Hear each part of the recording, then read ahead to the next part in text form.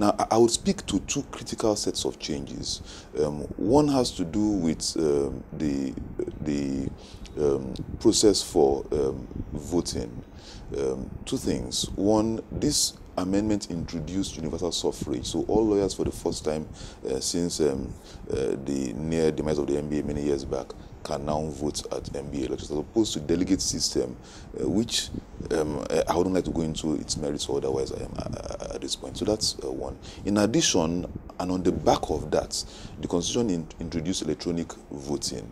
Now, these are radical changes to the way business had been conducted in the NBA, and you can understand very easily that there would have been people who would have felt maybe aggrieved at such far-reaching changes in terms of how it would play out in an election year.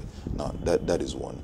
Now, in addition to that, there were then exclusion provisions in the Constitution and the uniform bylaws embedded in the Constitution, which sought to do away with a practice we had seen over the years of career bar politicians. Now, let me quickly say that the NBA is an association of professional colleagues. Now, the assumption is that we are all gainfully engaged as professionals in terms of being lawyers. Whether we're in private practice, we're in-house counsel, we may not even be engaged in the practice of law, but we define ourselves as lawyers who have been called to the bar. We could be in business, we could be in politics, and any other calling, but we are primarily lawyers and all that. Now, in terms of leadership of our association, the assumption would be that every 2 years, when the leadership would change, whether at the branch level or at the national level, we would be seeing people offering themselves for service coming from somewhere. In other words, we are lawyers engaged in something. Some of us want to offer ourselves to serve. But over the years, we had seen a new phenomenon of career bar politicians, people who seem to have no visible or viable professional source of livelihood, but who seem to work themselves up the ladder, so to speak. So somebody would start from an assistant position at the branch, move on to another office, and I have colleagues who, over the last 10 years, have been in successive administrations at branch and national levels. And for somebody who has served the bar association at the branch level for 4 years, I was secretary of the Lagos branch for 2 years, I was chairman for 2 years, back to back. I can tell you very easily the toll it took on my practice and all that. So I'm very clear in my mind that if you are genuinely serving, then something would suffer. So I personally am a bit wary of people who seem to be able to offer themselves up for service year in, year out. It probably tells me that there may not be something that really they are engaged in. And these concerns I have are not just mine. These concerns are shared by most members of the association. So one of the changes that the 2015 Constitution introduced was provisions limiting the ability of people to continue to hold office year in, year out. Now, you would appreciate that this kind of exclusion clauses, well-intentioned as they were, welcome as they were to most well-meaning members of the association, would have been resisted by the very people that they sought to exclude from the process. So those are the resentments I had alluded to earlier. There's been a lot of interpretation of this judgment. Some people say that he has removed the leadership of the NBA. The NBA leadership itself has come out to say that the court didn't say anything about the election. But how do you interpret this judgment? My view on that is, whilst there may have been an immediate failing, I dare say that it was not fatal, and it could always have been regularized at some point. Now, in terms of the judgment order itself, the third relief granted by the courts clearly has the effect of, I would say, advisedly, tends to suggest that